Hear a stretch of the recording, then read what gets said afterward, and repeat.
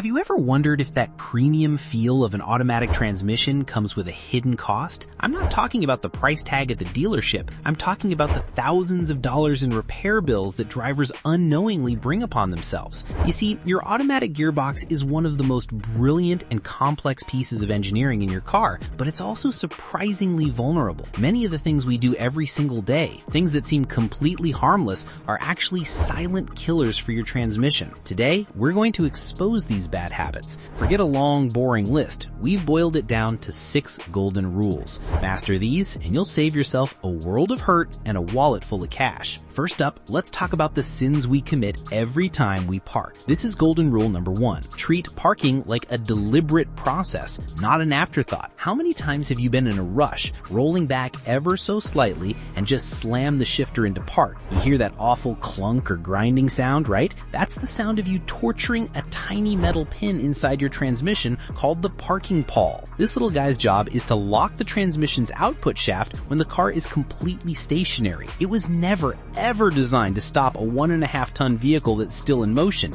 Every time you force it, you're chipping away at its life, risking it shearing off and causing catastrophic damage. And while we're on the subject, let's talk about the parking brake. Many people think it's just for steep hills. Wrong. You should use it every single time you park, even on flat ground. When you just shift to park and walk away, the entire weight of your car is resting on that small parking pawl. Instead, come to a complete stop, keep your foot on the brake pedal, engage the parking brake firmly, let the car settle onto the brake, and then shift into park. This lets the robust brake system take the strain, not your delicate transmission internals. It's a tiny change in your routine that makes a massive difference. Golden rule number 2, master the red light ritual. You're sitting at a long traffic light. What's your move? If you're like most people, you just keep the car in drive with your foot on the brake. It seems logical, but you're actually creating unnecessary heat and wear. Well, in drive, your torque converter is still trying to transfer power from the engine to the wheels, but your brakes are fighting against it. This continuous strain generates a surprising amount of heat. On a warm day, your transmission fluid temperature can climb by 10 to 15 degrees in just a couple of minutes.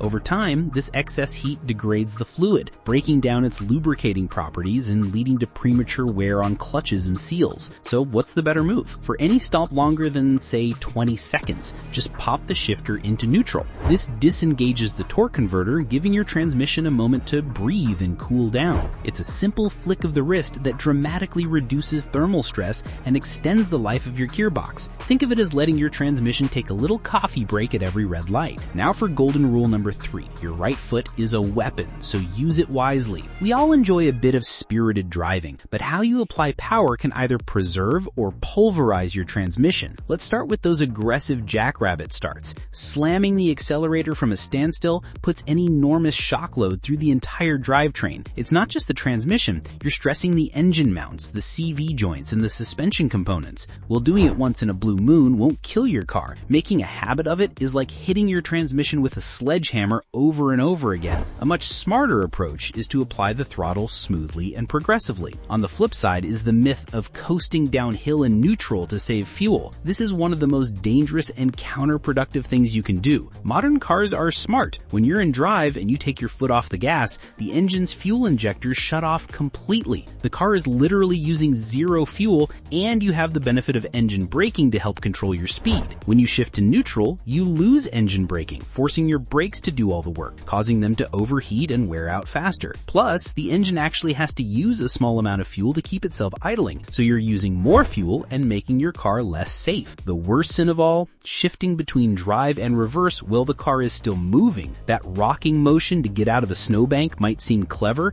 but it's absolute poison for your transmission bands and clutches, which are violently forced to stop the car's momentum in the opposite direction. Always, and I mean always, come to a complete stop before switching between forward and reverse gears. Golden rule number 4. The elements are not your friend. Your car might feel like a protective cocoon, but the outside world is actively trying to destroy its delicate parts. Let's talk about water. That deep-looking puddle from a recent rainstorm might seem fun to splash through, but it could be a death sentence for your transmission. Most automatic transmissions have a breather vent located surprisingly low on the casing. If you drive through water deep enough to reach that vent, water gets sucked inside. Water and transmission fluid do not mix. They create a milky, sludgy emulsion that destroys the friction materials on your clutch packs and causes widespread corrosion. Unlike engine oil, you can't just drain the contaminated fluid and refill it. Once the damage is done, you're looking at a complete and very expensive rebuild. If you don't know how deep a puddle is, don't risk it. Find another way.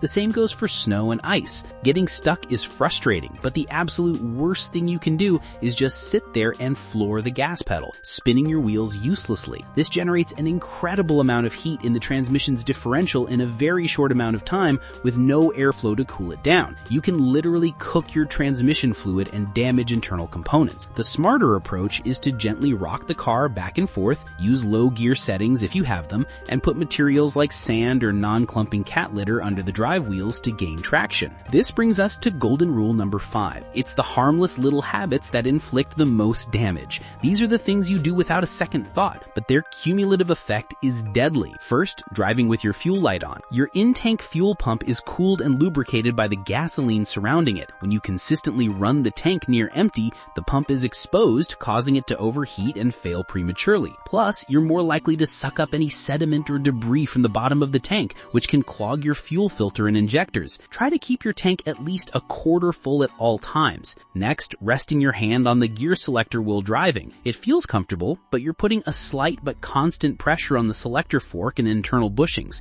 Over thousands of miles, this tiny force causes premature wear, leading to a sloppy shifter feel and potential engagement issues. Both of your hands belong on the steering wheel. And lastly, not giving your car a moment to warm up on a cold morning. Just like your engine, your transmission fluid is thick and sluggish when it's cold. Hopping in and immediately driving off puts a huge strain on the system. Just giving it 30 to 60 seconds of idling allows the fluid to warm up, thin out, and circulate properly, ensuring smooth shifts and preventing unnecessary wear from the get-go. By avoiding these common pitfalls, you're not just dodging massive repair bills, you're building a better relationship with your car, ensuring it runs smoothly and reliably for years to come.